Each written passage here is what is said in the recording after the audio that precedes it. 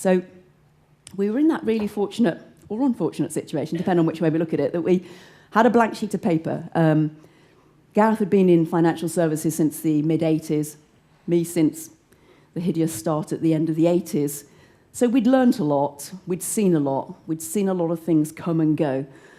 And so we were able to think, well, we've now got no clients, we've now got no office, we've got nothing, we're starting again, we've got some ideas, how do we put this business together? We spent 6 months thinking about it, really, and doing various amounts of due diligence on various product providers that we wanted to talk to, various partners. But the first point was, what do clients want and value?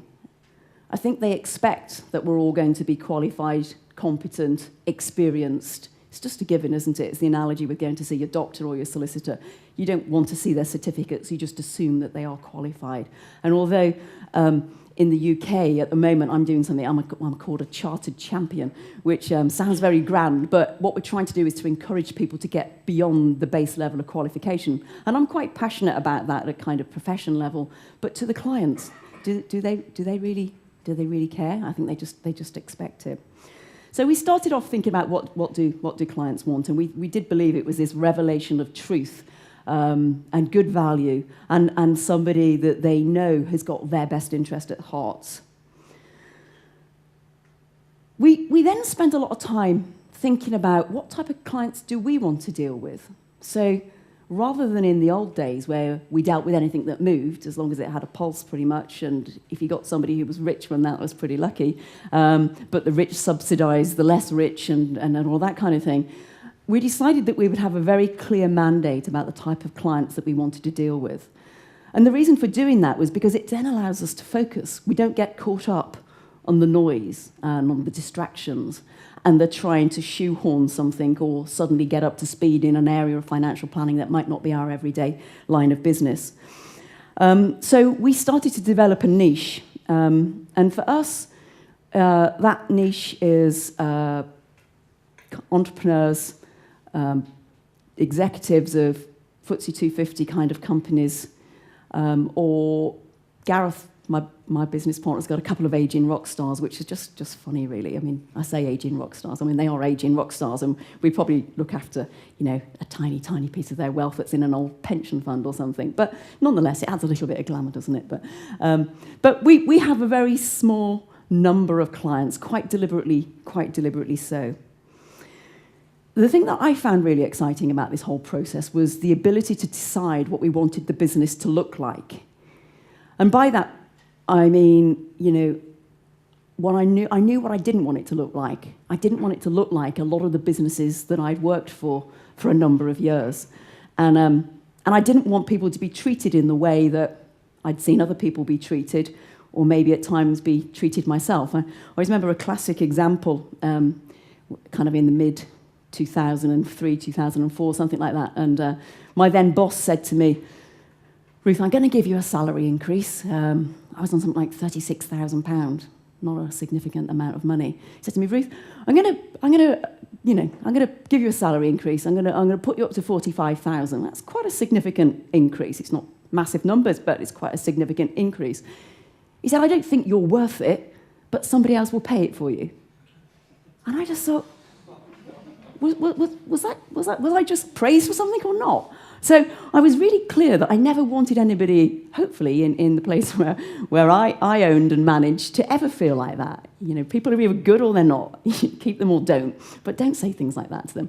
So it was the ability to create a culture that reflects Gareth and I, us, our business. It either stands or fails on that basis, and that's quite a challenge. And dealing with human beings is never easy, is it? You think you've taken on a good employee, and it doesn't always work out. But nonetheless, you can have some influence on what that might look like. We wanted it to have the look and feel of a kind of private members club, so something whereby people wanted to be part of, that they were happy to pay good fees to. So it's like a Premiership gym membership, really. You might not go there all the time, but you're happy to pay a reasonable amount of money because you enjoy the experience when you go along. We wanted it to be professional, yet relaxed, collegiate, and very team-based. So we were very clear from the outset, it wasn't just about me and Gareth. We couldn't do it on our own. It's just never gonna work that way. We wanted to be open and transparent and fresh, even as we're getting old. The next question was, who do we actually want to work with? Well, who do we want our colleagues to be? And again, one of the things that I think is most rewarding from the job that I'm involved in is actually developing young talent and bringing people through and encouraging them and developing them and giving them confidence. So mainly we've taken on young graduates, either straight from university or a couple of years beyond. And they've got a much better memory than I have these days, and they're brilliant on spreadsheets, which I'm not particularly, and they're just great to be around. And I think the combination of kind of youth and energy and some experience certainly works really well in our business. We've got a very simple offering, and that's the 3 points of the triangle. We start with the plan, and the plan is the client presents to us whatever stage of life that might be. We've got clients ranging in age from late 30s, probably to early 70s. So some will have more or less baggage for us to have a look at and see the war wounds that they've picked up over the years. So the initial plan will encompass looking at their stuff, but most importantly, sitting down and talking to them and trying to understand what it is that they want from their finances, or what do they want from their life? What's their lifestyle all about?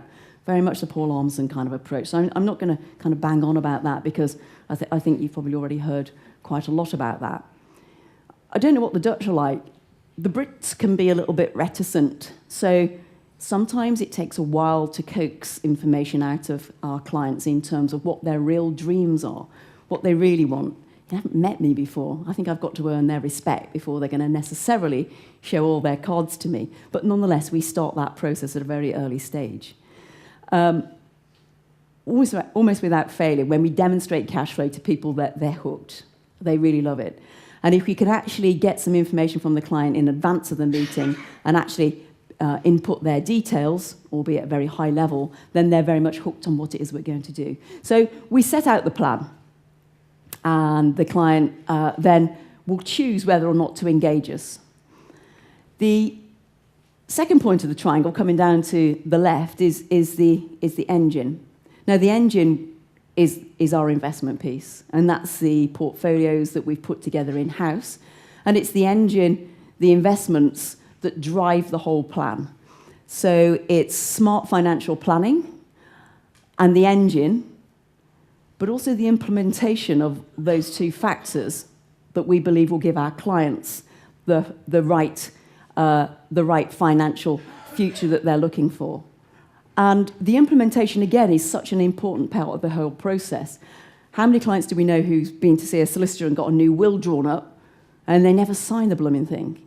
It happens all the time, certainly for us.